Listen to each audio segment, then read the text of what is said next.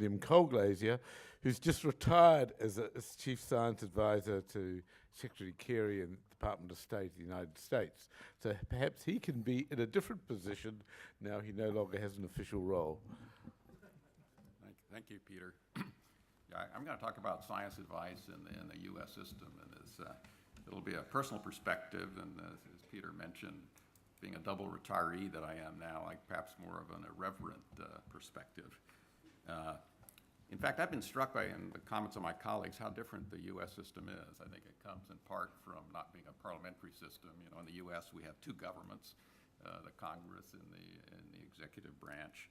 And I have to admit, I learned about the parliamentary system by watching Yes Minister in the 1980s. The science advisory ecosystem in the U.S. is actually, like many things in the U.S., probably overly complex, very decentralized, having many moving parts, sometimes hard to coordinate. Much of it evolved, from World War II. So I'm kind of break it into three different parts. The first, scientists actually inside the government. And one thing we haven't talked much about here is scientists actually serving at the highest level in government in policy positions. We haven't quite reached what Germany has by having a chancellor that's actually a scientist. But we have Nobel Prize scientists, members of the U.S. National Academy of Sciences, serving as cabinet ministers, essentially, in the U.S. For example, in the Obama administration, Steve Chu is the Secretary of Energy. We now have Ernie Moniz, former professor at MIT in physics, is the Secretary of Energy. John Holdren, a member of the Academy of Sciences, is the President's Science Advisor. But really, as a policy position, a lot of the power of his position comes from not only being able to see the president, but also being a close coordinator with the Office of Management and Budget, which deals with budget issues for science. Also for having what is called the National Science and Technology Council, which is the coordinating agency among all the U.S. government agencies regarding science. So very much a policy position, but then also top-level scientists serving on almost all the science the agencies of the government, the National Science Foundation, National Institutes of Health, NOAA, the U.S. Geological Survey. So many scientists serving in policy positions. It's also given us the chance to see how will scientists do actually as policymakers, almost. Not politicians in the sense they don't have to be elected, but they are really serving, not in an advisory position, but really in a policy position. The next level, we have many scientists who are serving also in policy positions, sort of at the next level down. Almost every agency of the U.S. government. There may not be a title of chief scientist, and there may actually be a couple of people that fill that role in a particular agency, but many scientists who are actually serving in this policy as well as advisory position in all of the U.S. government agencies. The next level down from that would be scientists inside the government who are actually working as scientists. They're not in a policy position. We have had the experience in the U.S. sometimes of administration sometimes putting pressure on scientists who are serving as scientists in the government to sort of hew to the policy line of the government agencies. I think the Obama administration has done well by actually setting out essentially ethical requirements that scientists who are actually working as scientists in government should be able to speak their mind freely and not be muzzled about their scientific views. But all the people, all the scientists who serve in the U.S. government in terms of policy positions, when they speak publicly, they do have to stick to the policy line of the government. When I was in the State Department, a very complicated clearance process by everything that I said as a representative of the U.S. State Department had to be cleared by many people throughout the agency. And so that's certainly true for all scientists working in the U.S. government who serve in policy positions. But one other element of scientists serving in the government that I think is extremely important is a wonderful program that was really initiated back almost 40 years ago by the American Association for the Advancement of Science by a wonderful individual named Bill Golden, who some of you may remember, which is a fellowship program for bringing young and mid-career scientists to work in government. I was a AAAS fellow many years ago, and then it was only with Congress. I think I was in the 4th class in the mid-'70s, of which I think there were 8 of us only working in Congress. The AAAS Science and Technology Policy Fellowship Program now has roughly 250 to 300 per year, working in all agencies of the U.S. government as well as in the Congress. In the State Department, We have roughly 35 first or second year fellows, and there are roughly 70 former AAAS fellows who have become civil servants inside the department. So the strategy that Bill Golden helped initiate long ago pretty much is infiltrate the government. If you want to have more science in government, get more scientists working in government, give young people the experience of what it's like to deal in the policy arena. A number of them go back to science, but a number of them actually get quite intrigued and want to stay practicing in the policy process. Several professional societies, American Institute of Physics, the Institute for Electrical and Electronic Engineers, and others actually support fellows working in government and to have this kind of experience.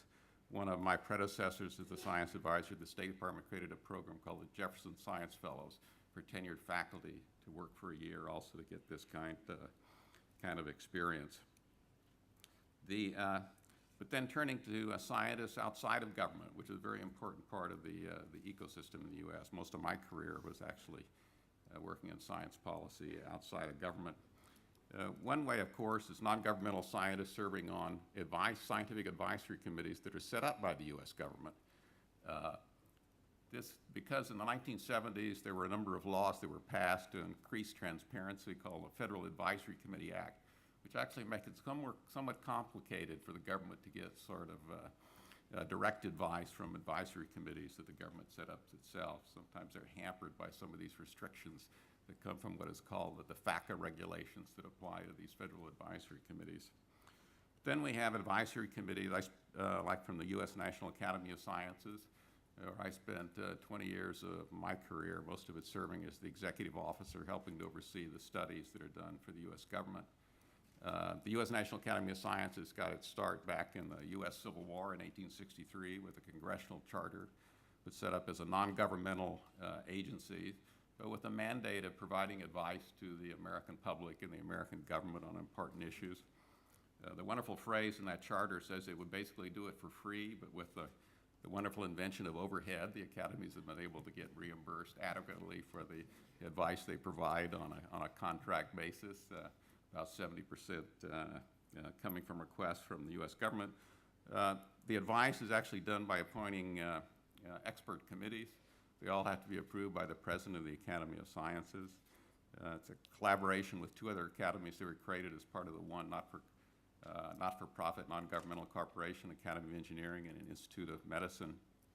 Although the advice comes from advisory committees, it really is institutional advice because the authoring committee does not have total control over the content. There's a very rigorous review process which that really is essential for the sign-off by the institution, and with the goal of trying to produce, although it is a human endeavor, some mistakes can be made, but the effort is try to produce objective, independent, non-political, and public advice on very important issues where science input is required, both policy for science as well as science for policy. And it's not only what science might say about an issue, it really depends on the statement of tasks the Academy has been asked to undertake. It can actually include policy recommendations that require value judgments that go outside of science, but that means that the report should carefully lay out exactly what is coming from science, what are the uncertainties, where value judgments being made in terms of making policy recommendations, and the review process is very important for trying to ensure that adequate evidence is provided for whatever this report is going to conclude. So what is in the evolution of the advice-giving mechanism from the U.S. National Academy of Sciences and his colleagues, it's really become a mechanism for scientists outside of government to provide independent, objective, non-political advice, as well as public advice. In my role, I was yelled at a number of times by people in government agencies because they didn't like the advice that was provided. But I think there has been a perception that in fact, the only asset the Academy has really is the credibility of its name and its institution trying to do a good job, and that can be something that's squandered very easily if things are not done well. But many other non-governmental scientific institutions in the U.S. provide advice, professional societies, the AAAS, and others. Sometimes it sticks to what science might say, but often it does include recommendations that go beyond science. And one thing that's certainly true in Washington, there are many organizations, some with vested interests, some with axes to grind, some with particular perspectives who are providing advice on all kinds of public policy issues. where science is a very important component. One thing I should have mentioned about the Academy of Science advice, I said about 70% of the advice is paid for by the U.S. government on a contract, individual, one-on-one basis, which means if the government doesn't like the advice, sometimes they say, we're not going to come back to you for a while, and that's really has happened in some cases. But the academies also get support from U.S. foundations and also from an endowment that allows them to undertake studies that sometimes are too controversial for the government to ask for, and sometimes those studies are the ones that are most important and are the most influential in the long run. I should have mentioned the job I had in the State Department as a science advisor to the Secretary, that position actually came from a National Academy of Sciences study back in 1999, looking at the role of science in foreign affairs, where not all the recommendations were adopted by the Secretary Albright at the time, but one that she did adopt was actually creating the non-political fixed-term position of a science advisor to the Secretary. But the last element I want to mention in terms of well, actually two other things. I forgot to mention that the role of individual scientists. There are many individual scientists who provide policy prescriptions to policymakers. Some of them have become actually quite credible and very important. I don't know if several of you might know Dick Garwin, who is the Science magazine once called the indispensable science advisor, always operating from the outside. So there are some very distinguished individuals who are able to get a lot of attention serving as individuals on the outside of government giving advice. And then, of course, there are the advice from international scientific organizations where American scientists participate, the IPCC, the Inter-Academy Council. Although, to be honest, I have to admit the American public and American politicians are often very suspicious of any advice that comes from foreigners. So often they require that somehow it has to be from an indigenous source. Yeah, but the last element I would include about the scientific advisory ecosystem in the United States is actually the press, the media. Turns out I think most policymakers actually where they find out about science input to some policy issue, it really comes from the media. In fact, to be honest, again, I think many scientists outside of their field rely on the same sources for learning about it as well. So it really points to the importance of having very reputable science journalists in terms of the overall ecosystem for a science advisory mechanism. And I was struck by several of the comments, including from Peter and others, about the issue of trust. It reminds me of the old adage in arms control, trust but verify. I think the role of journalists very much is that trust but verify role in terms of science advice. But let me just say what I've sort of taken away personally for what I think might be most useful in terms of strengthening scientific input into the public policy process. The first, I would say, this infiltration strategy, getting more scientists serving in government, I think is a very good one. Serving at all levels, not just as science advisors, but also as the policymaker, even at the highest level. The AAAS program now in its 40 years, I think has done a wonderful job bringing many more scientists actually working in the U.S. government at all levels, including at high levels, as well as in the U.S. Congress. And there, I think one of the things that the science community has learned from this experience is actually learning that you really have to understand what the questions the policymakers are asking, what they're interested in having the science community to look at. And I think having that interaction, the only way you can really understand, the two sides can understand each other, is by having a lot of interaction, a lot of dialogue going back and forth, trying to understand the perspectives of each other. My other conclusion, personal conclusion, sort of looking at what can strengthen the science advisory mechanism or getting better science input into policy, is this division of labor by the non-governmental science community, having at least in every country some mechanism by which, like the U.S. National Academies provide, doesn't necessarily have to be academies, some way for non-governmental scientists to provide advice, independent public advice to government, but also do it in a way where there are procedures and policies that try to do the best they can in a human endeavor to make it as objective, to lay out the uncertainties, to avoid conflicts of interest, all the things that are required in order to have a very credible advice on what science might say or might not say about an issue. And then, of course, having very high-quality science journalism.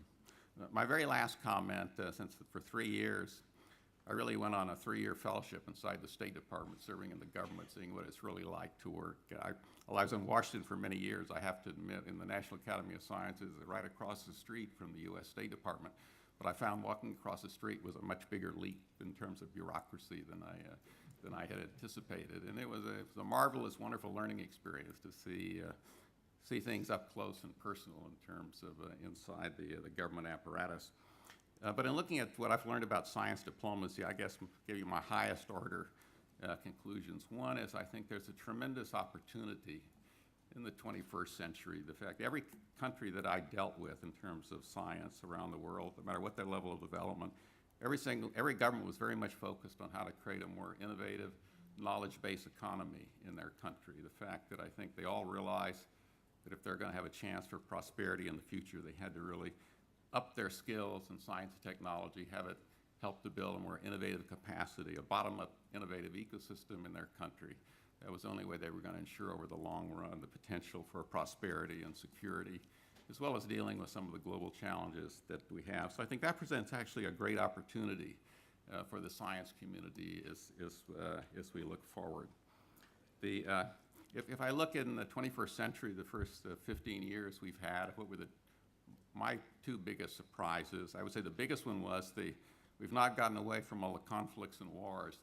I've always been an optimist about human progress looking to the future, but I have to admit the first 15 years, we've certainly been bogged down by which shows again the importance of having real diplomats out there practicing, trying to help us avoid these conflicts that can totally disrail, I think, the optimistic scenario for the future.